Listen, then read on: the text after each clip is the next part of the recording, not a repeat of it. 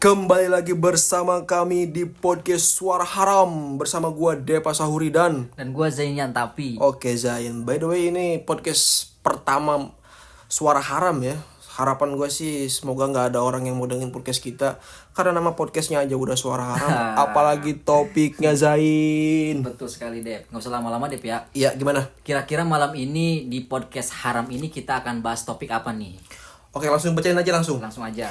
Oke Zen, judul topik kita kali ini adalah kami setuju pemerintah menyita tanah masyarakat yang menganggur. Waduh, pemerintah nih keren sih ya. Keren kali ini keren nih, kita Kali ini apresiasi keren. ya. Tapi kemarin gua nggak setuju Dep. Gimana? Pemerintah yang menyebut guru itu beban negara. Wah, gak setuju sih gue itu. Tapi kali ini kita setuju pemerintah akan mengambil tanah masyarakat yang nganggur. Sepakat. Tapi menurut lu tanah yang nganggur itu yang seperti apa sih?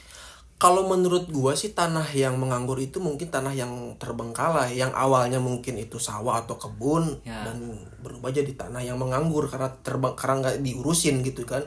Waduh, kalau kayak gitu tanah gue juga bisa diambil, tanah warisan. Kalau saran gua sih jual ke Bang Emok.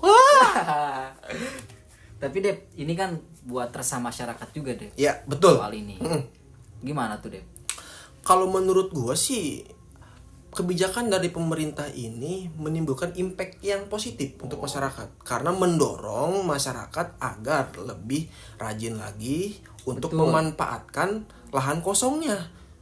Ya intinya pemerintah ingin masyarakatnya rajin lagi, Rajin. tanggung jawab sama Iya, tanahnya. Iya, kayak misalnya tadi di awal sawah yang terbengkalai atau kebun yang terbengkalai itu kan bisa digunakan lagi untuk apa? Hasilnya nanti bisa untuk kebutuhan sehari-hari atau Betul. mungkin untuk dijual gitu Betul, kan. iya. Itu kan impact yang positif untuk masyarakat.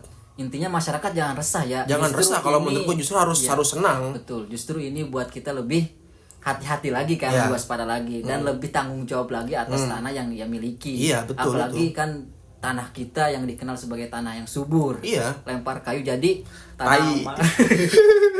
Anjing, goblok. Jadi intinya tuh kebijakan pemerintah itu mendorong agar masyarakatnya lebih rajin lagi untuk memanfaatkan tanah yang ia miliki. Itu sebenarnya poinnya. Tapi gua nggak ngerti juga sih kenapa orang-orang atau masyarakat langsung sebel gitu sama kebijakan pemerintah yang dikeluarin ini karena menurut gue sih mereka hanya memandang dari satu sudut pandang gitu kan, tidak lebih dari satu gitu. Ya mungkin itu saja podcast dari Suara Haram untuk episode kali ini. Semoga kita bertemu di episode-episode berikutnya. Bye-bye.